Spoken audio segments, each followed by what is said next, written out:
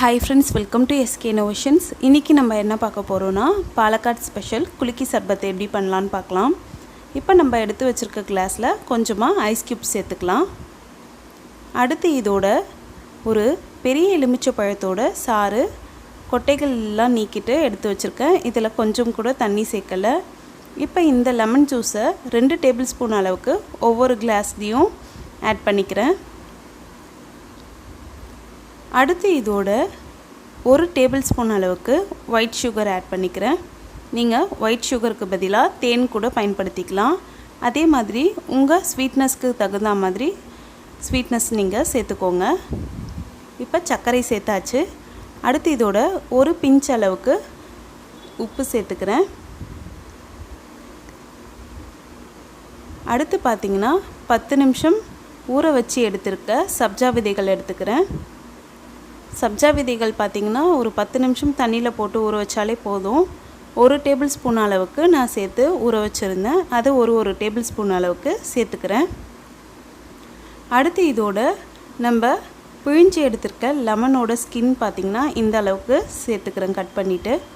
கூடவே ஒரு பச்சை மிளகாயை நீல வாக்கில் கட் பண்ணிவிட்டு அதையுமே சேர்த்துக்கலாம்.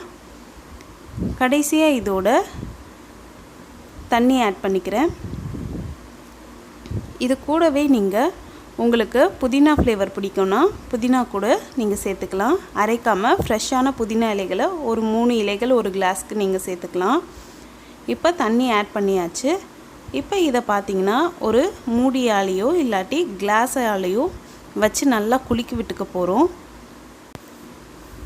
இதை நம்ம குலுக்கும்போது பார்த்திங்கன்னா கொஞ்சமாக ஜூஸ் கீழே கொட்ட தான் செய்யும். இப்போ இதை நல்லா குலுக்கி விட்டாச்சு. நம்ம ஆட் பண்ணியிருக்க சர்க்கரையெல்லாம் நல்லாவே கரைஞ்சிருச்சு. நம்மளோட குலுக்கி சர்பத் சூப்பராக ரெடி ஆகிடுச்சு.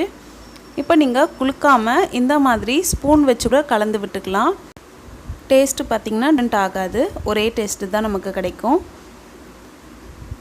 இப்போ நான் இந்த 2 கிளாஸ்லேயுமே நல்லா ஸ்பூன் வச்சு கலந்து விட்டுக்கிறேன். அவ்வளோதான், நம்மளோட பாலக்காட் ஸ்பெஷல் குலுக்கி சர்பத் சூப்பராக ரெடி ஆகிடுச்சு. இதில் நம்ம ஆட் பண்ணியிருக்க சப்ஜா விதைகள் பார்த்திங்கன்னா இந்த ஜூஸை குடிக்கும்போது நல்லா வாயில் வந்து கடிப்படும். அது சாப்பிட்றதுக்கு ரொம்பவே சுவையாக இருக்கும். அடுத்து பார்த்திங்கன்னா இதில் சேர்த்துருக்கக்கூடிய பச்சை மிளகாயோட காரம் இந்த ஜூஸுக்கு ஸ்பெஷல் டேஸ்ட்டை கொடுக்கும்.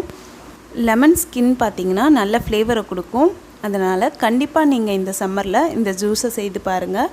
குடிக்கிறதுக்கு ரொம்ப ரெஃப்ரெஷ்மெண்ட்டாகவும் இருக்கும், டேஸ்ட்டும் சூப்பராக இருக்கும். கண்டிப்பாக எல்லோரும் செய்து பார்த்துட்டு உங்களோட கமெண்ட்டை கமெண்ட் செக்ஷனில் தெரிவிங்க. இந்த வீடியோ உங்களுக்கு பிடிச்சிருந்தால் லைக் பண்ணுங்கள், உங்கள் ஃப்ரெண்ட்ஸோடு ஷேர் பண்ணுங்கள். நம்ம சேனலை ஃபஸ்ட் டைம் பார்க்குறீங்கன்னா மறக்காமல் சப்ஸ்கிரைப் பண்ணுங்கள். தேங்க்ஸ் ஃபார் வாட்சிங் ஃப்ரெண்ட்ஸ்.